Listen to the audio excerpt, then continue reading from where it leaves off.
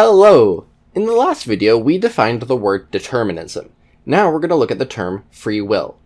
Now the definition of free will is unfortunately so controversial that you could ask 5 different philosophers what it means and you'll get 7 different answers. However, we can categorize views on free will into 2 broad categories by asking a simple question. Is a given definition of free will compatible with determinism being true? If determinism was true, could free will exist in the way that you like to define it? The view that yes, they are compatible is called compatibilism. The view that determinism and free will are incompatible is called incompatibilism. Pretty straightforward. Another name for incompatibilism is libertarianism if you want to be fancy. Although that can confuse people because that's also the name of a political party. Now some views of free will are going to be compatibilistic, and some views of free will are going to be incompatibilistic. So once you've chosen if your theory of free will is going to be incompatibilistic or compatibilistic, then you're going to be able to narrow down on what kind of theory of foreknowledge you can have. Incompatibilistic theories of foreknowledge include open theism, simple foreknowledge, and Molinism. Compatibilistic theories of foreknowledge include divine determinism. Actually, that's basically it.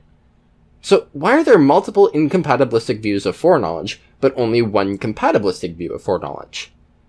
Well, a theory of God's foreknowledge is going to answer the question, what kinds of knowledge does God have? If we have free will and incompatibilism is true, then there are going to be junctions on the tree of possible timelines, places where the timeline splits. Now, all incompatibilists agree that God knows the outcomes of some of those junctions, but they disagree about which junctions God knows the outcomes of.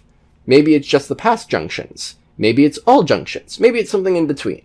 This leads to the diversity of views.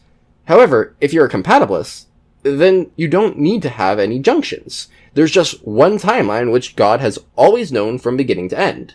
So there isn't any room for disagreement. God just knows the whole timeline.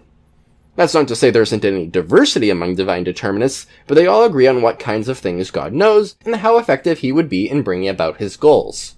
That being said, a standard divine determinist would have a view like this. God creates the initial state of creation, including all spiritual and physical reality, and dictates what rules govern it. Because the rules are deterministic, the state of creation at one moment dictates the state of creation at the next moment, which dictates the state of creation at the next moment, and so on. Because God is omnipotent, though, he can intervene when he decides to, and perform a miracle which violates those rules by, say, raising someone from the dead, for example. After which, those deterministic rules will take over again, and creation will continue progressing with each moment determining the next, until God intervenes again, and so on. Now, some divine determinists may construe their view differently. Maybe God sustains creation in such a way that he is causally involved in the progression of each moment. Or maybe God single-handedly causes everything, each and every moment, and so on. See, a group of compatibilists may have theological differences about God's relationship to creation, but their theory of foreknowledge is going to be almost identical because there aren't any disagreements about what kind of knowledge God has. In the next video, we'll look at what kind of incompatibilist or libertarian theories of foreknowledge there are out there. But that's the end of this video. Thanks for watching. Please subscribe if you enjoyed this content.